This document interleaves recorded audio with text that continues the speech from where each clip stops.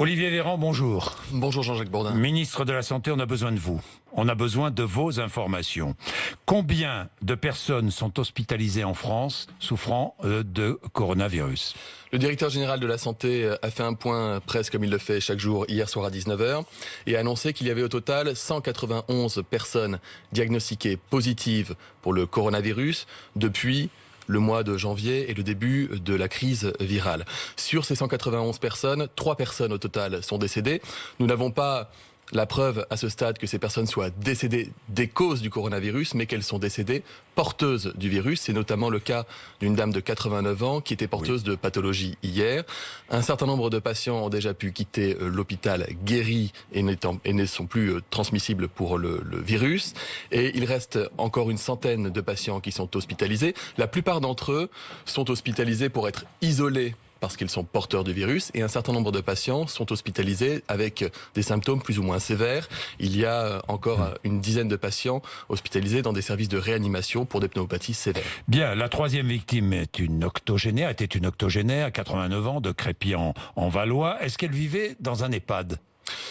Je n'ai pas d'informations de savoir si elle vivait dans un EHPAD, mais elle avait 89 ans, elle était porteuse de ce qu'on appelle des comorbidités, comme souvent, les Français peuvent avoir un certain nombre de maladies et de fragilités, parce que vous savez, Jean-Jacques Bourdin, c'est un virus, le coronavirus, qui provoque des symptômes respiratoires, qui peuvent aller d'un rhume à une très forte grippe, jusqu'à des pneumonies, avec ce qu'on appelle parfois des syndromes de détresse respiratoire.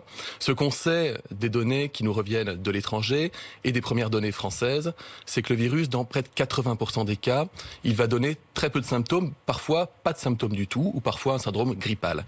Dans 15% des cas, il va donner des troubles respiratoires plus sévères. Près de 5% des patients dans le monde justifient d'aller en soins intensifs ou en réanimation, parfois pour une durée courte, parfois pour une durée plus longue, parce qu'ils peuvent avoir besoin d'assistance respiratoire. Et il y a une mortalité qui est réévaluée en ce moment, mais qui est aux alentours de 1 à 2%, c'est-à-dire une mortalité plus importante que la grippe, bien moins importante que le SRAS que nous avions connu auparavant.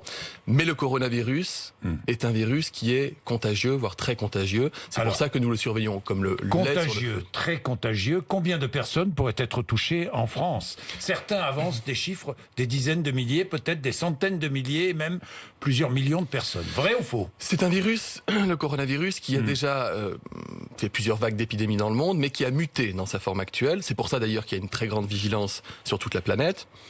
Parce que c'est un virus qui a muté, et donc c'est un virus qui a des caractéristiques nouvelles que nous identifions progressivement à mesure que les semaines passent et que nous pouvons observer son profil épidémique. Ce qu'on peut dire, c'est que la Chine, par exemple, avec des mesures de confinement, a connu malgré tout près de 80 000 malades, que manifestement, d'après les données qui nous livre voit une réduction importante du nombre de malades, tandis que dans d'autres pays, je pense à l'Iran, je pense à la Corée du Sud, plus près de nous, je pense à l'Italie, il y a une augmentation sensible du nombre de malades. Est-ce qu'il faut s'attendre à une augmentation sensible du nombre de malades en France? Je vous ferai la réponse que je fais tous les soirs. Nous anticipons toutes les situations, nous nous adaptons, et en fonction des données qui nous reviennent, nous sommes capables de dire en transparence aux Français où est-ce que nous en sommes. Ce que je peux vous dire, c'est que nous anticipons la possibilité d'une épidémie, quelle que soit la taille de cette épidémie. Anticiper, ça veut dire que nous passons au stade 3 ? Ça veut dire que nous sommes au stade 2 depuis maintenant 2 jours, qui est un stade...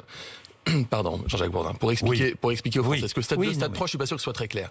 Alors le stade 1, c'est le stade au cours duquel on met tout en œuvre pour empêcher le virus d'entrer sur le territoire national. Nous l'avons connu avec succès pendant plusieurs semaines.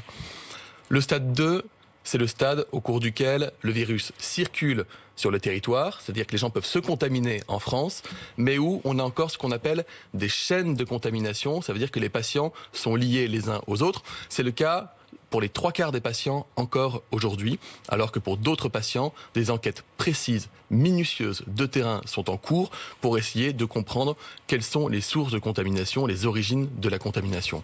Le stade 3, c'est le stade de l'épidémie, c'est le stade au cours duquel vous faites le constat que le virus circule et qu'il est transmissible. C'est le constat sur que vous l'ensemble du faites. territoire. Non, nous sommes aujourd'hui au stade 2. Je n'ai pas annoncé. Je n'ai pas annoncé. Nous sommes en épidémie ou pas en épidémie ? Nous ne sommes pas en épidémie. Nous faisons face à une menace épidémique qui se rapproche et nous anticipons la situation. Encore une fois, les choses sont pour le coup extrêmement claires. Stade 1, stade 2, stade 3. Nous sommes au stade 2. Si nous devons passer au stade 3, je le dirai aux Français, comme je l'ai dit lorsque nous sommes passés au stade 2. Bien. Pourquoi Emmanuel Macron annule-t-il tous ses rendez-vous jusqu'à jeudi? Ça a un rapport avec le coronavirus ou pas? Le président de la République, et c'est normal, est impliqué également en première ligne sur la lutte contre le coronavirus. Il est là aussi pour rassurer les Français, il est là aussi pour participer à la mise en œuvre. Aucun rapport, lui n'est pas touché, pas plus que moi, Jean-Jacques Bourdin. J'ai fini par recevoir un texto de quelqu'un de ma famille hier soir me demandant s'il était vrai que j'étais malade. Je rassure les Français et je vous rassure et je rassure mes proches. Non, je n'ai pas serré la main. Je n'ai pas serré. Non, quand je suis arrivé, je suis allé, Jean-Jacques Bourdin, je suis allé dans l'Oise, dans la commune de Crépy-en-Valois et dans la commune de Vaumoise, parce que c'était mon rôle comme ministre de la Santé d'aller sur place saluer les volontaires de la réserve sanitaire, épidémiologistes, hygiénistes, médecins, infirmiers, qui sont mobilisés sur le terrain pour rassurer, dépister, accompagner la population. Et parce que c'était mon rôle d'aller à la rencontre des habitants qui, légitimement, s'inquiétaient sur leur situation pour pouvoir aussi expliquer les mesures que nous avions prises. Le soir même, j'invitais les Français à ne plus se serrer la main. Et vous savez, parfois, il peut y avoir des accidents. Surtout quand vous êtes ministre, les gens peuvent être tentés de vous serrer la main et vous pouvez. Donc moi, j'ai toujours sur moi du gel hydroalcoolique ou je me lave les mains. Vous lavez les mains ou je me lave les mains. Bah oui, mais évidemment. Et puis vous savez, je suis médecin. Donc j'ai une déformation professionnelle de base qui fait que le lavage des mains fait partie intégrante de mon quotidien. Mais c'est important, et je le rappelle, parce que je ne peux pas passer sur votre plateau avec toutes les personnes qui nous regardent sans rappeler ces gestes barrières, parce que c'est pas comme si on était passif quand on est citoyen face au virus. On peut être actif, on doit être actif, en protégeant les plus fragiles, en n'allant pas voir les personnes malades ou fragiles quand on est soi-même fiévreux ou qu'on a un doute sur son état de santé, en se lavant les mains toutes les heures, en se frictionnant les mains avec du gel hydroalcoolique, en toussant ou en éternuant dans son coude. J'avoue que c'est pas spontanément extrêmement facile, mais on prend vite le pli. Et en utilisant un mouchoir à usage unique, Jean-Jacques Bourdin. Vous avez des nouvelles du préfet de l'Oise, du sous-préfet de Senlis, du directeur général de l'Agence régionale de santé des Hauts-de-France? Oui, j'ai eu le directeur général de l'agence régionale de santé, Étienne Champion, hier au téléphone, qui travaille par télétravail, qui m'a d'ailleurs envoyé des photos capture d'écran de ses réunions de travail avec l'ensemble de ses administrations. Vous savez, est-ce qu'ils ont été dépistés? Ils sont en cours quelle est la règle? Quand vous êtes personne contact de personnes confirmé, de cas confirmés. On vous demande de rester chez vous, de prendre votre température 2 fois par jour. Si vous avez de la fièvre, des frissons, des signes respiratoires, de composer le cas. Je ne suis pas personne contact de cas confirmé, Jean-Jacques Bourdin, mais vous inquiétez pas, encore une fois, je suis à la fois patient, médecin, citoyen et parfaitement engagé dans la lutte contre l'épidémie. Je ne prendrai aucun risque ni pour moi, ni pour mes proches. Bon, donc pas de contact à la Salpêtrière avec des malades. Bon. Et je continuerai d'aller sur le terrain, à la rencontre des professionnels de santé. J'étais hier à Bordeaux, où il y a des malades hospitalisés. J'ai rencontré les équipes hospitalières et la médecine de ville extrêmement mobilisées, les unes comme les autres, dans la lutte contre l'épidémie. Vous savez, on a de la chance dans notre pays d'avoir un système sanitaire d'une qualité optimale. Et beaucoup de pays autour de nous nous envient la qualité de nos professionnels. Un expert italien, reconnu membre de l'OMS, estime qu'il faudra attendre mai-juin avant que le danger ne soit réellement écarté. Vous êtes d'accord ? Vous me demandez de tirer des plans sur la comète. Moi, c'est pas les plans sur la comète qui m'intéressent. Ce qui m'intéresse, Jean-Jacques Bourdin, c'est d'être prêt à toutes les situations. Prêt dans l'hypothèse où l'épidémie s'arrêterait, prêt dans l'hypothèse où l'épidémie flamberait dans les 3 prochains mois, prêt dans l'hypothèse où l'épidémie aurait un profil inhabituel. Ça ne m'intéresse pas d'avoir d'avoir forcément des projections, parce que dans la mesure où j'ai une vision scientifique aussi de la question, et toutes les décisions que je prends, toutes les décisions que nous prenons au gouvernement, sont des décisions qui sont fondées sur un rationnel scientifique, un rationnel médical, et qui tient compte des données actualisées de la science heure par heure, non seulement issues de la science nationale, mais de toutes les conférences d'experts au niveau international. C'est ça qu'il faut aussi comprendre, c'est très important de le comprendre. Olivier Véran, est-ce que les hôpitaux français sont prêts ? Les hôpitaux français sont toujours prêts. Nous avons un hôpital qui est un bijou. Un bijou. L'hôpital français est prêt, la médecine de ville est prête. Nous faisons en sorte de fournir tout le matériel nécessaire aux hôpitaux et aux professionnels de santé de ville. Je travaille aussi à ce qu'il y ait des programmes de protocole et de formation. Et l'hôpital, nous le soutenons. D'ailleurs, je peux vous annoncer ce matin qu'il y avait sur l'exercice budgétaire, le budget 2019 des hôpitaux français, publics et privés d'ailleurs, de l'argent qui n'avait pas été dépensé de l'argent important, 260 millions d'euros, ce qu'on appelle une mise en réserve. Eh bien, je peux vous annoncer ce matin que ces 260 millions d'euros, je les libère pour l'ensemble des hôpitaux. Vous les français. débloquez? Je les débloque. Pour les hôpitaux français? Pour les hôpitaux français. 260 millions d'euros. Oui. Les hôpitaux français, et notamment plusieurs responsables, on a vu l'interpellation du président de la République la semaine dernière, plusieurs responsables qui se plaignent. Et on ne peut pas, aujourd'hui, on ne pourrait pas faire face à une véritable épidémie. On peut faire face à une épidémie. On peut faire face à Bourdin, une épidémie. On peut faire face à une épidémie. L'ensemble des professionnels que je suis allé voir à Paris, à Bordeaux et dans d'autres territoires me disent tous que on sait faire, on a le savoir-faire. Oui, on a besoin de soutenir l'hôpital, ce que nous faisons depuis un certain temps. Agnès Buzyn l'a commencé bien avant moi en libérant des crédits exceptionnels, avec la reprise de dette qui va bientôt se mettre en place dans les hôpitaux. Et moi, j'ai fait aussi le choix très vite de faire en sorte qu'il n'y ait pas un seul département français au sein duquel il n'y aurait pas au moins un hôpital capable de prendre en charge des malades de A à Z. La prise en charge du coronavirus n'est pas une prise en charge à enjeu parisien ou à gros CHU. La prise en charge du coronavirus, elle doit être uniforme et de qualité optimale sur tout le territoire, que ce soit dans le Morbihan, que ce soit dans la Franche-Comté ou que ce soit à Paris. 260 millions d'euros pour être utilisés où, comment? C'est 260 millions d'euros qui sont restitués aux hôpitaux, qui pourront les utiliser pour financer de l'innovation, de l'investissement ou des mesures RH. Du personnel? Bien sûr, c'est tout à fait possible. C'est tout à fait possible. Et je le dis, vous savez, je n'ai jamais caché. Je n'ai jamais eu peur de parler du problème de lits, du problème de valorisation des soignants, du problème d'attractivité. Je suis médecin hospitalier avant d'être élu et j'ai consulté encore au CHU de Grenoble avant d'être ministre. J'aurais dû d'ailleurs consulter le matin où j'ai été nommé. Je ne méconnais pas cette situation-là et je porte l'hôpital dans mon cœur. Mais je porte aussi, parce que je ne veux pas faire croire aux professionnels de santé que je serai hospitalo-centré, je porte l'ensemble des acteurs de santé et du soin. Les masques. Il faut prendre soin de ceux qui prennent soin de nous quand on en a besoin. Et je crois que les Français attendent de nous aussi cela. Des masques vont être distribués aux médecins généralistes qui iront dans les pharmacies chercher ces masques. Vous n'en parlez pas au futur. Ça y est? N'en parlez pas au futur. Ça a commencé, mais pas partout. N'en parlez pas au futur. Pas partout. Nous avons priorisé, deux chiffres. Vous avez les chiffres et moi aussi. Oui. 5 millions de masques chirurgicaux ont été distribués dans les agences régionales de santé et auprès des établissements de santé et des EHPAD pour les personnes âgées. 10 millions de masques ont été déstockés, sont partis dans des camions aux 4 coins du pays et sont répartis dans toutes les pharmacies d'officine du territoire. Je remercie les pharmaciens dont le réseau nous permet de réaliser cet exploit. Et l'ensemble des professionnels de santé de ville qui justifient de porter un masque peuvent aller chercher des boîtes de masques dans les pharmacies d'officine.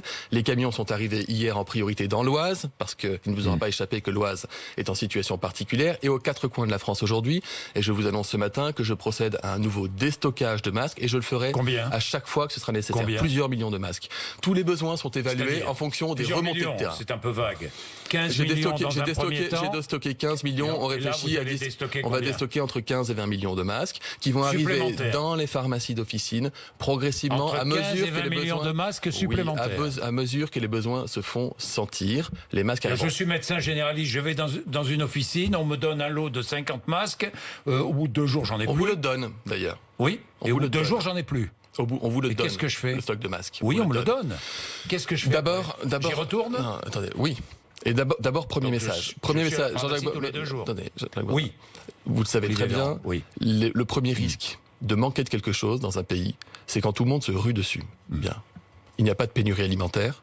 Il n'y a pas de pénurie de gel hydroalcoolique. Il y a juste eu énormément de demandes concentrées sur une seule période. Nous relâchons les quantités de production et tous les stocks disponibles dans les pharmacies et les marchés. Sur les gels hydroalcooliques. On a un énorme producteur français de gel hydroalcoolique qui est capable de faire face à la demande. Encore une fois, c'est la concentration de la demande. Je ne vais pas vous donner le nombre de millions de boîtes. Je peux vous dire que les Français qui ont besoin d'acheter du gel hydroalcoolique vont le trouver dans les pharmacies. Ils vont en trouver dans les pharmacies. Ce que je demande sur votre antenne, c'est que le prix du gel hydroalcoolique ne soit pas multiplié par le contexte. Il l'est parfois ? Oui. Et ce n'est pas acceptable. C'est inacceptable.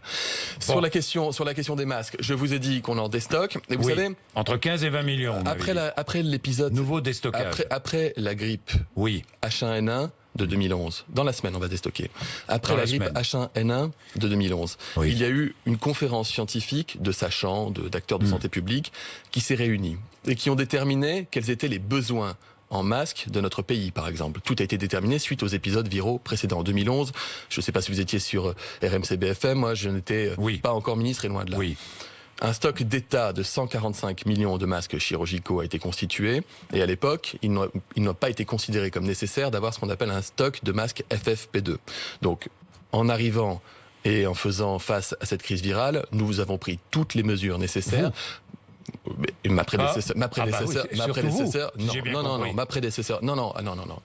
Les stocks avaient été constitués avant. Non, mais je vous pose la question. Je peux vous dire que si la France, au passage, très clairement, si la France est le pays européen le plus préparé, et si la France a enrayé autant de semaines l'évolution et la circulation du virus, c'est parce qu'Agnès Buzyn était une ministre extrêmement engagée sur le sujet.